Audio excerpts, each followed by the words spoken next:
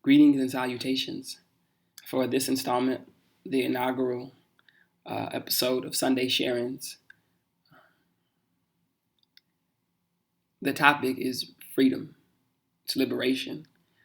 This Sunday sharing was originally supposed to be last Sunday, the first Sunday, but here it is now, the second Sunday. And I'm glad I waited because we had an incredible piece of news yesterday about the election of 2020. So anyhow, all things work together for good.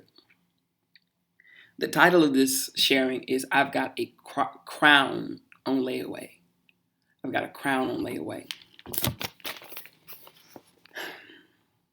In case there's any wonder why I be preaching about freedom on a communion Sunday, my pastor preached about being free on Easter Sunday.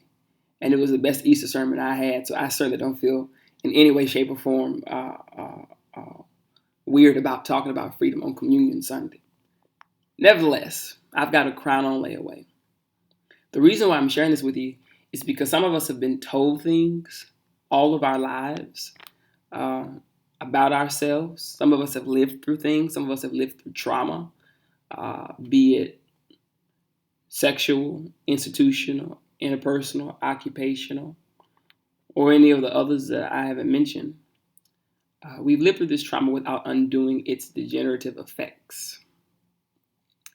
And I don't know, this sermon is for people who are sick of being told who they are and are ready to take their own life by the horns, by the bull, whatever the saying is, I forget. It's particularly impactful for me, this sharing, because I grew up in homophobic South, and I grew up around people that were not supportive of gay individuals. And I myself am gay. And a lot of them actually were in my own damn family. And they still that way, unfortunately. And I had to take initiative, my own initiative, and undo the trauma, the psychological trauma of growing up around people who were homophobic. Hitler said, and I don't mean to be quoting Hitler any day, but he said something that unfortunately is true. He said that if you say a lie over and over again, it eventually becomes the truth. People interpret it as the truth. And so that is what a lot of us have had to endure in this carousel of just being bombarded with being told who we are, be it from the media, be it from our family, be it from our friends, yada, yada, yada, being incarcerated mentally or otherwise. And I would like to suggest to you this morning that the answer to your dilemma of incarceration is entirely up to you. Well, regardless, it's always looking you in the mirror. The answer to your dilemma is you. The distance between who you are now and who you are liberated, in my opinion, is littered with the receipts from the wages of your work. And some of you are out there asking, work, how did work get involved? I submit that if you're really going to be free, that freedom has a price tag. Enter receipts. Yes? So, this year is the 55th anniversary of the Voting Rights Act, 1965 Voting Rights Act that was signed into law on August 6th by Lyndon B. Johnson, president, with Reverend Dr. Martin Luther King at his shoulder. And as of yesterday, we're celebrating an election that now has a black woman assuming the office of the vice presidency. And all that's wonderful.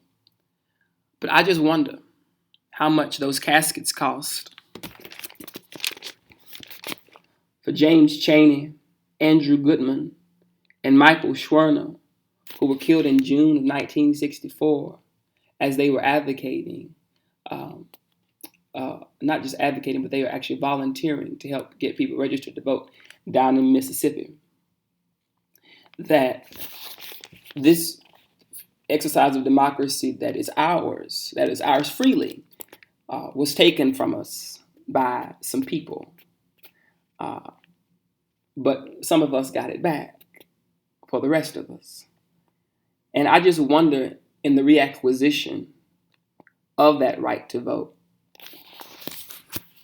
like I said, how much those caskets cost for those workers that were killed because of their stance. How much did that fuel cost for that plane that transported the body of John Lewis down to Atlanta, an activist who had his head bashed on a bridge in Selma, Alabama? My friends and loved ones, I submit to you that freedom has a price tag. Freedom costs. And sometimes the price of that freedom is the lesson not to ever lose it again. Now here we are. Actually, I'm going to say that again. Sometimes the price of our freedom is the lesson not to ever lose it again. We're so happy today because of the election results of 2020. However, I think one of the saddest pictures I've seen in 2020 was the lines or the maps drawn of which states voted for whom.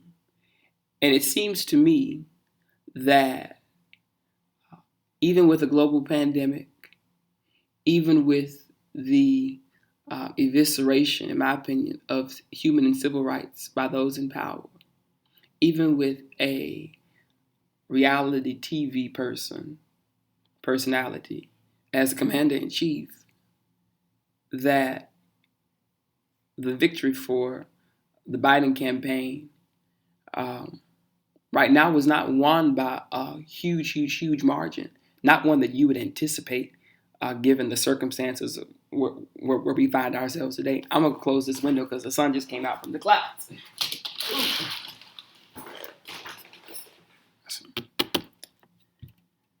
And so, as I speak about the price of freedom on the macro level, I believe that 'tis so on the micro as well. That's the same amount of energy that it took to incarcerate us mentally or incarcerate us physically or however we find ourselves incarcerated is the same amount of energy that it's going to take to get us out of that. I'll share with you a story about Frederick Douglass. Frederick Douglass was, many of us know that he's a slave. He was born of a rape by the slave master against his mother, and because of his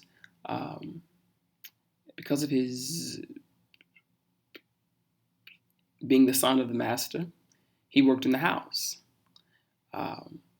and he had a party. The master had a party. It was actually the mistress of the home, the master's wife, had a party.